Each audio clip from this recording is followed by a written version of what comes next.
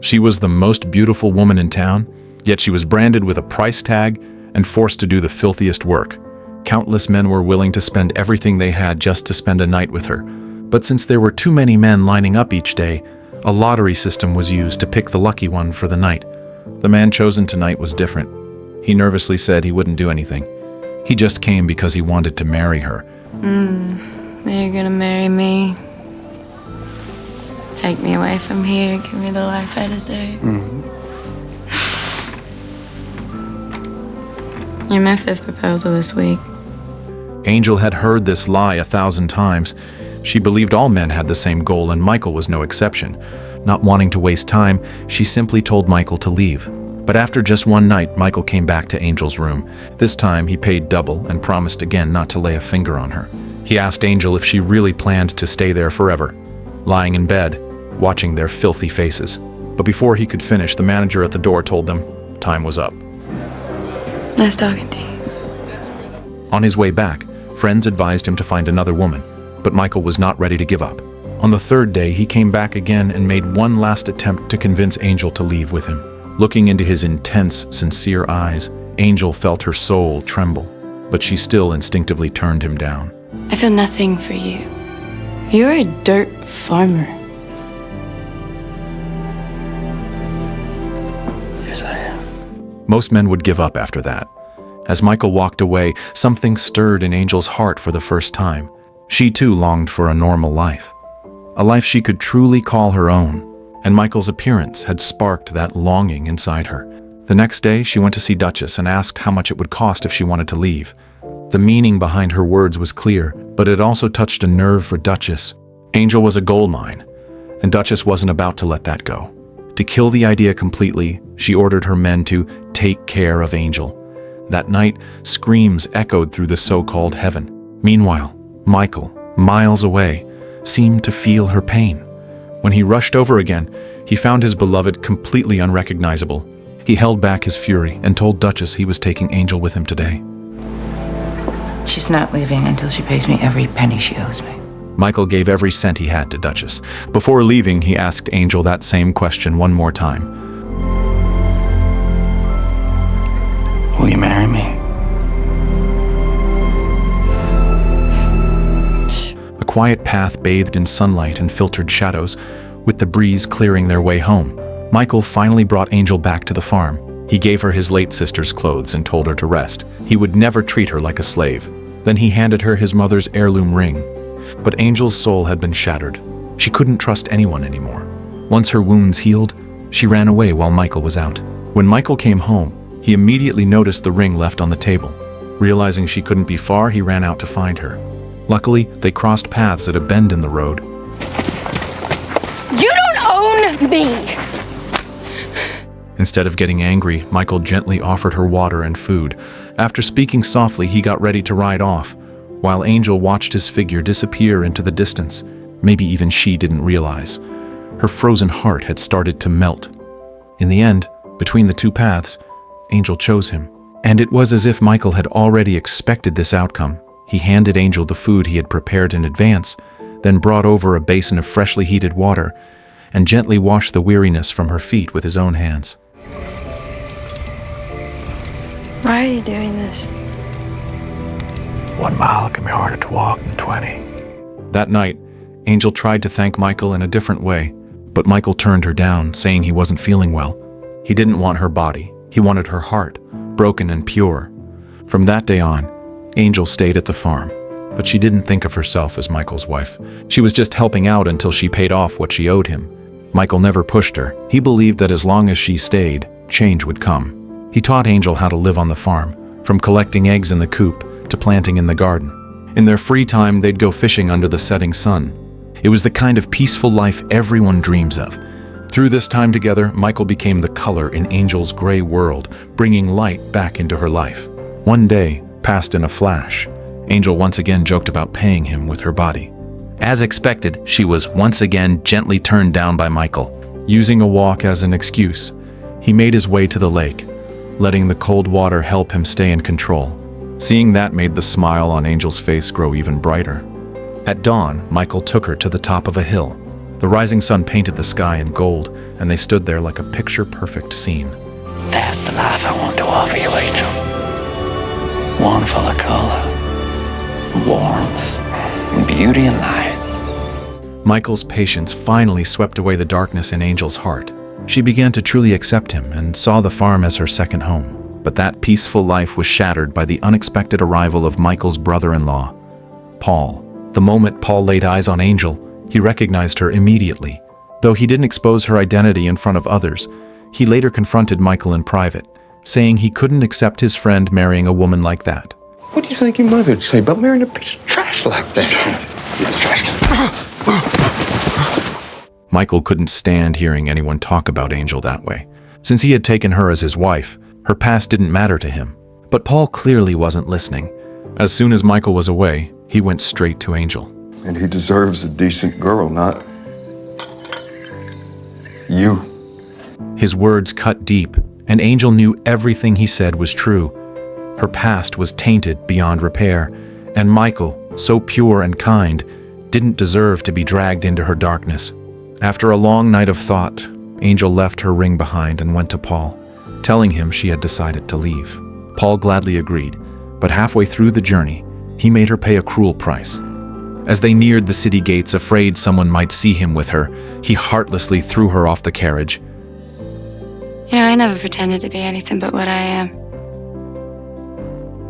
But you took Michael's money, you took his wagon, his horse, and then you took his wife. Call yourself his brother. After saying these words, Angel left without looking back.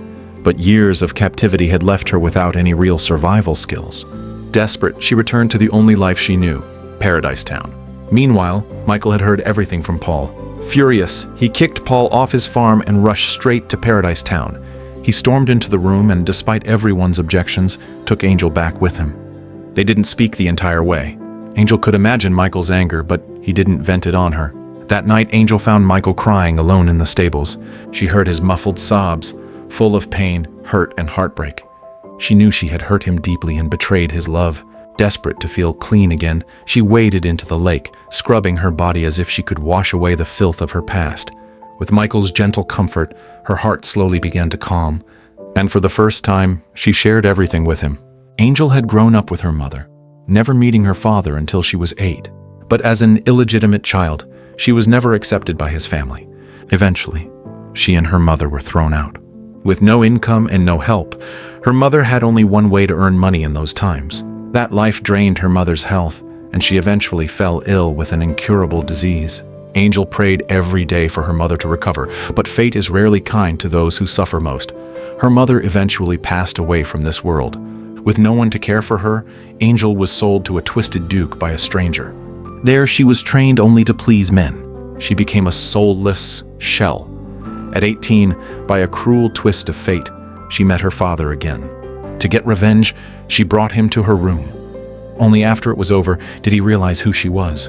Overcome with guilt, he shot himself then and there. Angel took advantage of the chaos to escape and boarded a ship to Europe. She thought her tragic life had finally come to an end. But the cruelty of human nature had yet another lesson in store for her. Not only was all her money stolen, but she was also sold to Paradise Town by 2 women. Over time, Angel became a machine, emotionless and built to make money, until Michael came along and lit a spark in her dark world. They dreamed of a better life together, but fate intervened once more. They happened to meet a homeless family on the road, and one of the women was pregnant. Out of kindness, Michael offered them shelter. A few days later, the woman gave birth to a baby boy. They gave the child Michael's last name in gratitude. Watching Michael dote on the baby, Angel felt a bitterness she couldn't express. As his wife, she knew what he longed for, but she couldn't give it to him. After much thought, she decided to tell him the truth. I got pregnant once, and he said that he would make sure that it would never happen again. Michael was stunned at first, but quickly told her he loved her and nothing would change that. However, the more he loved her unconditionally, the deeper her guilt grew. She began to notice how kind and gentle the family's daughter was. And so, Angel made her decision. At dawn, she prepared a loving breakfast for Michael and then asked him to go watch the sunrise with her. Everything about that morning was a silent farewell. After they returned, Angel left a letter and her ring with the girl, and then quietly climbed into a carriage and left. In her heart, she truly hoped Michael and the girl would have a happy future. But in Michael's heart, there was only Angel. Faced with her departure, this time Michael didn't go looking for her, because he understood that for Angel to truly heal from years of trauma, she needed to build normal relationships with others. Most importantly, she had to reconnect with the world from within, on her own terms. After wandering for a while, Angel eventually arrived in San Francisco, where she managed to land a job as a cook. Thanks to her arrival, a struggling restaurant found new life and began to flourish again. But fate wasn't finished toying with her. By chance, the very Duke who had once bought her as a child discovered her again. One night, under the cover of darkness, he set fire to the restaurant and kidnapped Angel, dragging her back to his private room. The moment she entered, she saw a little girl lying on the bed. The girl's innocence mirrored her own past, and the nightmare buried deep inside Angel resurfaced. In front of the Duke, she became a doll once again, too terrified to fight back. From the next room, the sounds of fear grew louder, and before she could process it all, she was dressed up and dragged onto a stage. In that moment of panic, she seemed to see her mother's silhouette. Tell them the truth, darling. Her mother's voice gave her strength, and as the crowd cheered below, Angel stood tall and exposed the Duke's crimes with unwavering resolve. Duke fancies little girls. What? He has 2 locked away upstairs right now. He abuses us until we do anything to survive. I was 8 years old when he bought me. I escaped when I was 17, but he found me and he forced me here. Lies! All lies! Sensing that things were spiraling out of control, the Duke dragged her back to his room, intending to kill her. But just in time, a man burst in and saved her. Angel took the chance to escape, and didn't forget to rescue the 2 young girls on her way out. When the audience saw them appear, chaos erupted on the floor. Determined not to let the villain escape justice, they chased down the fleeing Duke, tied a rope around his neck, and hanged him from the top of the castle. Time passed. 3 years went by in the blink of an eye. One day, Paul spotted a familiar figure on the street. To confirm his suspicions, he followed her to a school. After asking around, he finally confirmed it was Angel. After that fateful night, she had taken the 2 rescued girls and sought refuge in this town. The woman she had become had found redemption on her own. Not only by dispelling the darkness of her past, but by saving other children, she had discovered a deeper purpose in her life. Seeing Angel now, once again wearing a cross around her neck, Paul told her about Michael's life. Since the day she left, Michael had remained alone. He never followed Angel's advice to be with the other girl. Instead, he waited, day after day, hoping Angel would return. Angel was stunned. She couldn't believe Michael still loved her so deeply after all this time. Now that the darkness had been cleared away, it was finally time for her to bravely face the love of her life.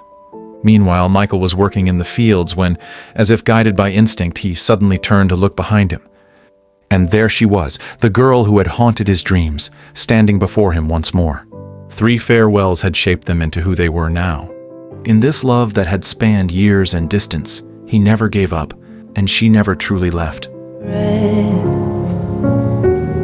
You in the middle of the dark, send out an hour. My real name is Sarah, and I've never told anyone that, because it was the only thing that I had that no one could take from me. I came here to tell you that I love you. The breeze blew gently. Birds sang in the distance. True love had finally borne fruit. In that moment, under a radiant sunrise, life was full of hope once more.